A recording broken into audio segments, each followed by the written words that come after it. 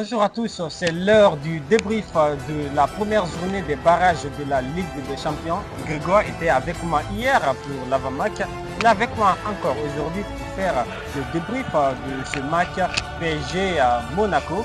Bonjour Grégoire. Bonjour Mato, bonjour Alors, à tous. hier on en parlait de ce match, on pensait que ça allait être un peu trop facile pour le PSG. Mon avis, ce qui s'est passé. Déjà, qu'est-ce que tu as pensé de ce match hier?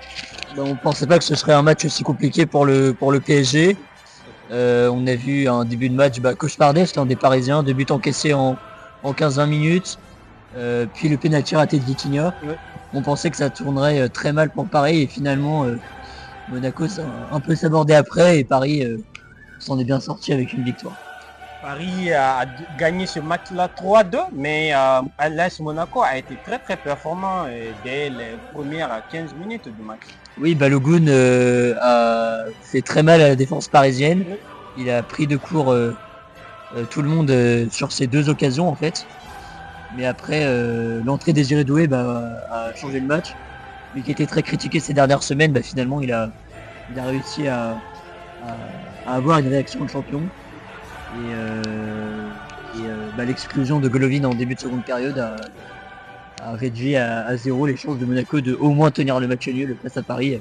La pression était trop grande ensuite. Ah oui. Tu as bien fait de citer Désiré Doué. Il n'était pas parmi les 11 entrants, mais il est rentré en cours de match et c'est lui qui a été le facteur clé de la victoire du PSG. Il a fait un doublé et c'est lui-même qui a donné la passe pour l'autre but. Oui, c'est Hakimi qui a marqué le deuxième but. Mais oui, c'est ça qu'on reconnaît les grands joueurs comme les Mbappé, etc. Quand ils sont critiqués, leur meilleure réponse qu'ils apportent, c'est sur le terrain. Est-ce que Grégoire, ça ne veut pas dire Désiré Doué est revenu à sa forme qu'on a vu tous l'année dernière en Ligue des Champions? Ouais, on espère qu'il va revenir en forme. C'est vrai que c'est un joueur qui a tendance parfois un petit peu trop en faire sur le terrain. On sait qu'il a un talent incroyable et il faut qu'il se concentre sur le jeu comme il l'a fait hier. Il a super bien joué et quand il joue comme ça, c'est un joueur absolument fantastique.